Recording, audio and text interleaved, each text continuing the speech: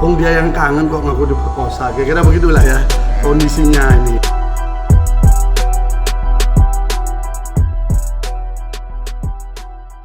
Tiga orang saksi dihadirkan dalam persidangan yang ke-22 di Pengadilan Negeri Surabaya, Kamis 29 September 2022.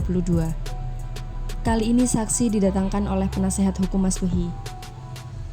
Uniknya, satu saksi adalah orang yang namanya pernah disebut dalam dakwahan sebagai salah satu.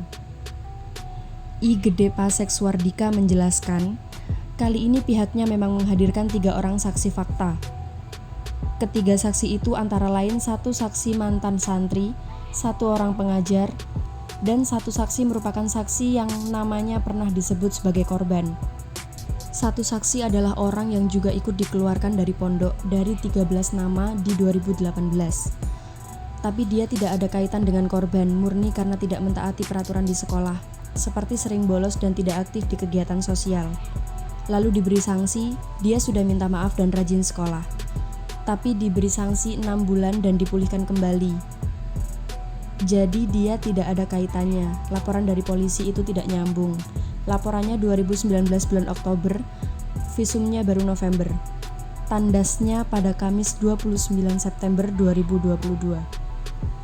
Saksi kedua, tambahnya, merupakan seorang pengajar di pondok. Ia menjelaskan bahwa MSAT tidak pernah mengajar MQ sejak 2013.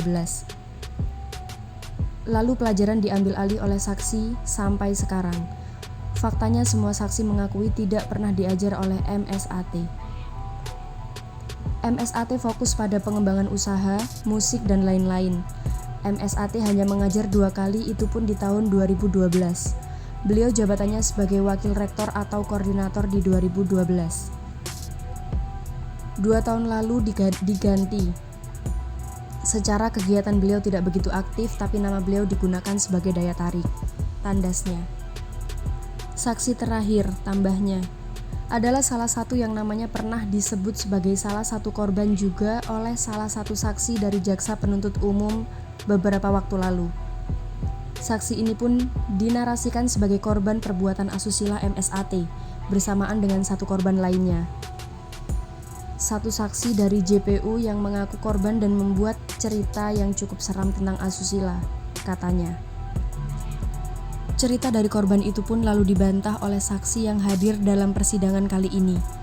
Menurut GPS, saksi ini pernah disebut namanya oleh saksi JPU jika ia juga turut menjadi korban dalam dugaan asusila MSAT. Keterangan itu dibantah sendiri oleh saksi. Tidak ada tindakan asusila itu. Namanya hanya dicatut saja.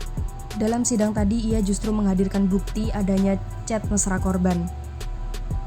Ini tadi dihadirkan sebagai bukti chat seolah dia yang kangen kok ngaku diperkosa, katanya. Menghadirkan 3 saksi.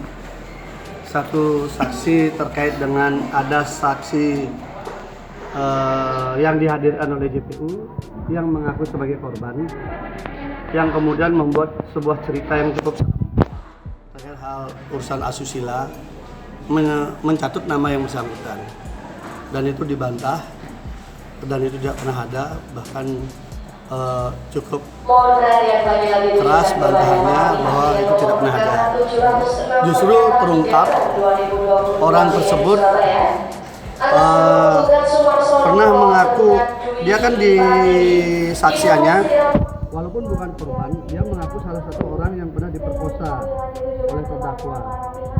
Tetapi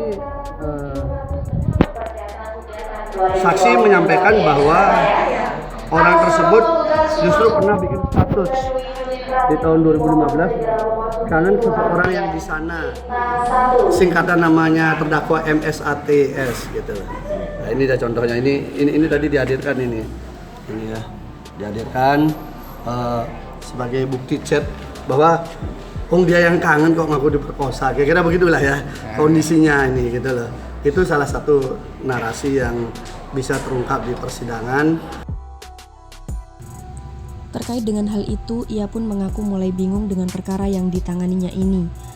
Sebab selain banyak fakta yang tidak mendukung dakwaan, juga soal ketidakhadiran saksi kunci yang dianggap makin mengaburkan fakta persidangan.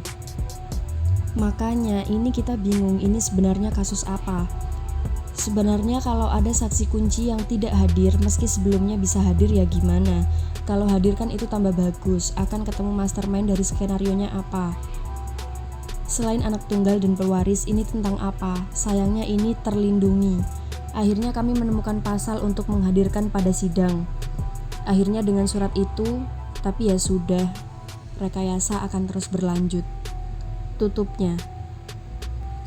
Sementara itu, Jaksa Penuntut Umum Tengku Firdaus menyatakan keterangan saksi santri ini tidak bersesuaian dengan saksi sebelumnya. Untuk itu pihaknya tidak banyak memberikan komentar. Ya, mereka menjelaskan terkait pemecatan 13 santri. Ada beberapa keterangan yang tidak sesuai dengan barang bukti yang kita ajukan. Tandasnya.